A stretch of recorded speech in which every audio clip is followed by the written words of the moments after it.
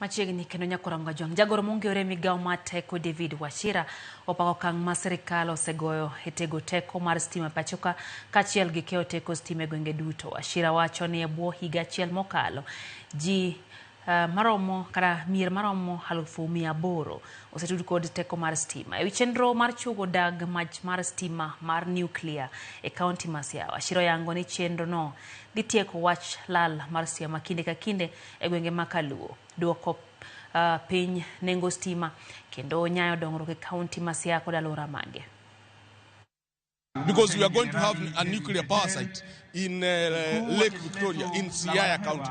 And the late Prime Minister, and we have to celebrate him today, he was a serious proponent of nuclear power. He was a serious proponent of PPP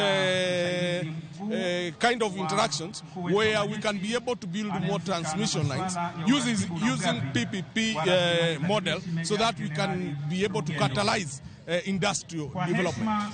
So that having a nuclear power plant in Western Kenya will help us address two critical issues. One, the stability of the grid on that side.